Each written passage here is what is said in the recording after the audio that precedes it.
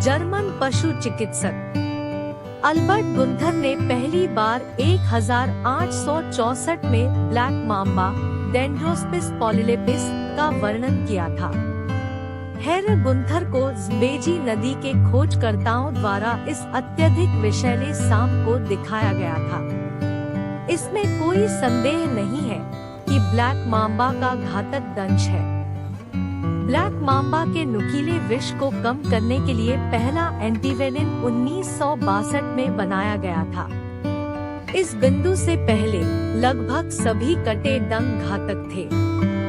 निर्विवाद रूप से घातक होने के बावजूद ब्लैक माम्बा को अक्सर गलत समझा जाता है।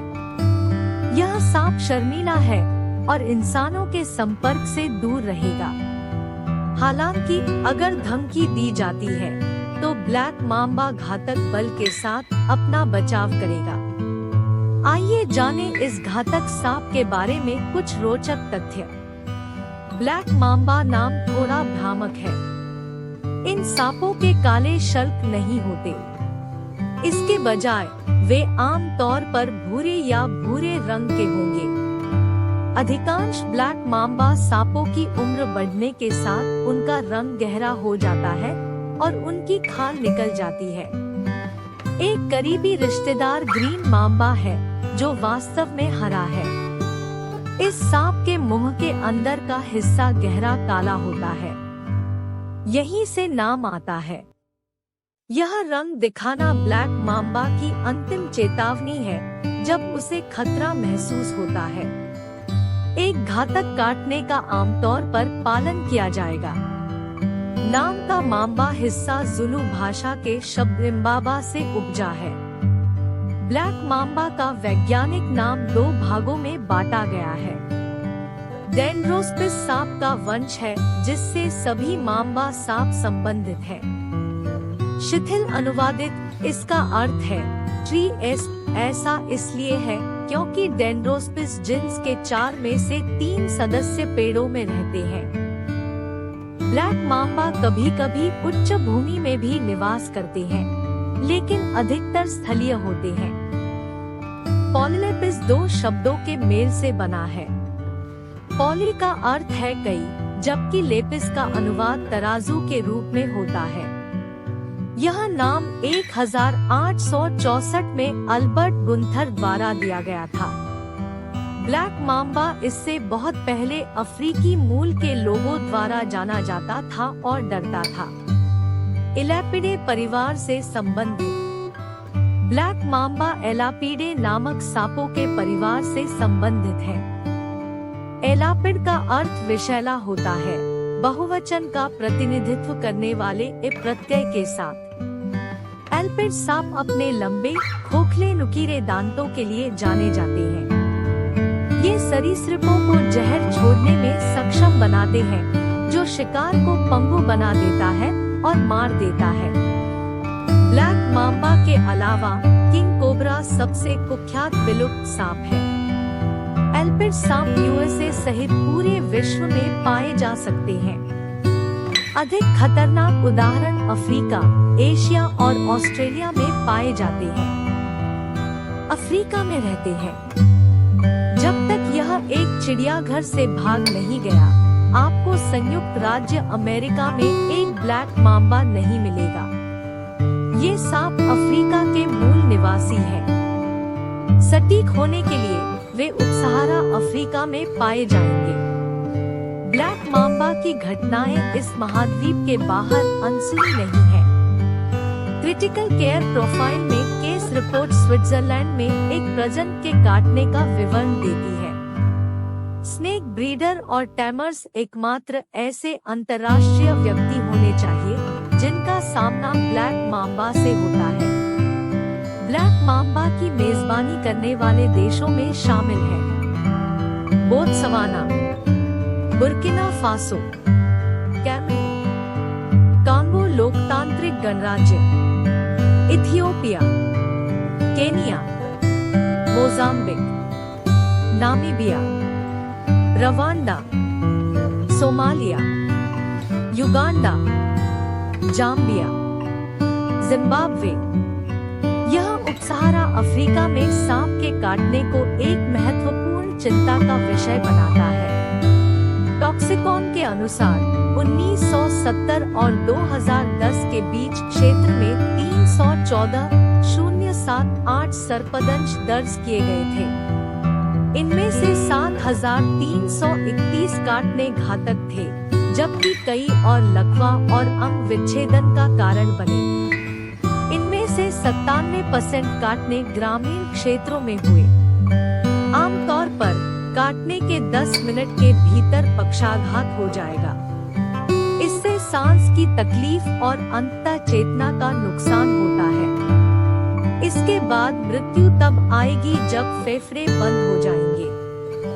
एक स्वस्थ वयस्क ब्लैक माम्बा के काटने से 7 घंटे के भीतर मर सकता है। बच्चे या अंतर्निहित स्वास्थ्य समस्याओं वाला कोई भी व्यक्ति जल्द ही मर जाएगा। अंडे देना फिर उनके बच्चों को छोड़ देना। ब्लैक माम्बा डॉटिंग मदर्स नहीं है।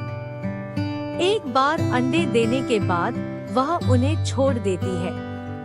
परिणामी शिशु माम्बा उस क्षण से अकेले होते हैं जब वे निकलते हैं।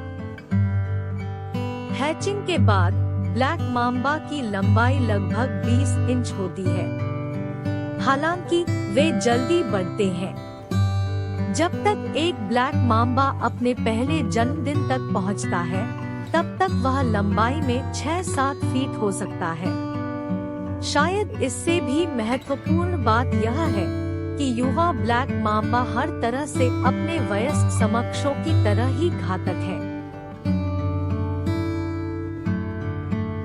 इसका मतलब यह है कि ब्लैक माम्बा में मृत्यु दर तुलनात्मक रूप से कम है।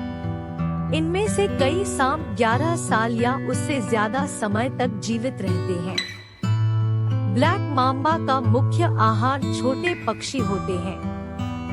ब्लैक माम्बा अवसरवादी शिकारी हैं और अक्सर घोंसलों की तलाश करते हैं। हैचलिंग और युवा पक्षी एक पसंदीदा विनम्रता है। यही कारण है कि ये सांप कभी-कभी पेड़ों में भी मिल जाते हैं। यदि पक्षी उपलब्ध नहीं है, तो ब्लैक माम्बा छोटे स्तनधारियों का शिकार करेगा। कृंतक और चमगादड़ सबसे संभावित शिकार है।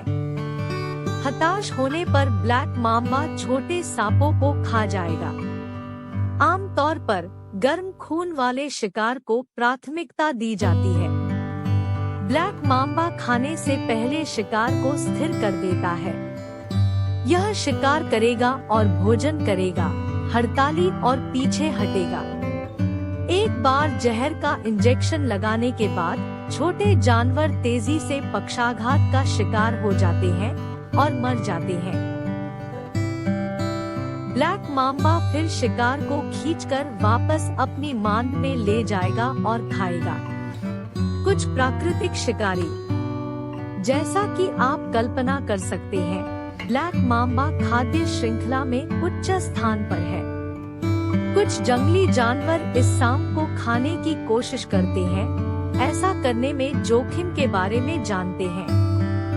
ब्लैक माम्बा के सबसे आम शिकारी ईगल है।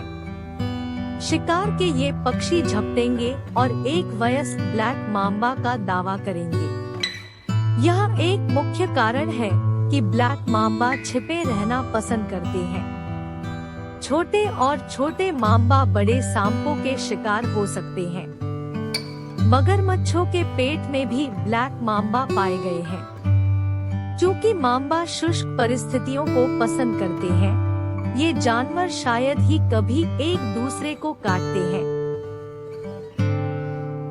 नेवला ब्लैक माम्बा का एक और प्राकृतिक दुश्मन है। नेवला स्वाभाविक रूप से सांप के जहर से प्रतिरक्षित होता है। इसका मतलब है कि यह माम्बा को शिकार के रूप में दावा कर सकता है। ब्लैक माम्बा दिन के दौरान सक्रिय होते हैं।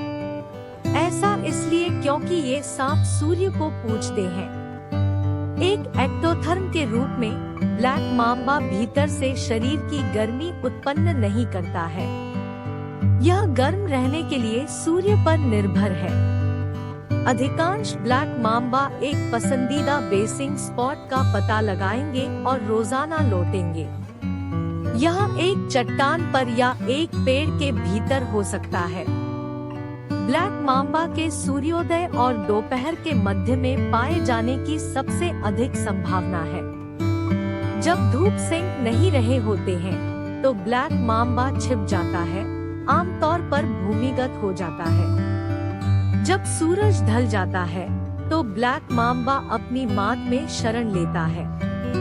अधिकांश ब्लैक माम्बा एक पसंदीदा खो की पहचान करते हैं और हर रात वापस लौटते हैं जब तक कि जबरन बाहर नहीं निकाला जाता। शर्मीले सांप।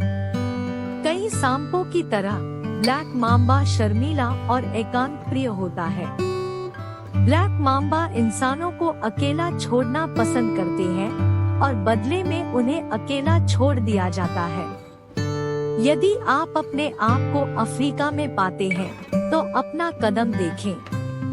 ब्लैक माम्बा के क्षेत्र पर आक्रमण न करें। इसे आक्रामकता के कार्य के रूप में देखा जाएगा। सांप तरह तरह से जवाब देगा। यह संभवतः कई बार काटेगा, फिर भाग जाएगा। कुल मिलाकर ब्लैक माम्बा आसान शिकार पर अपना ध्यान केंद्रित करना पसंद करते हैं।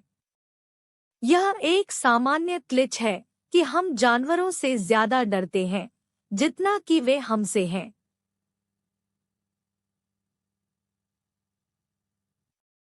ब्लैक माम्बा के मामले में यह सच है।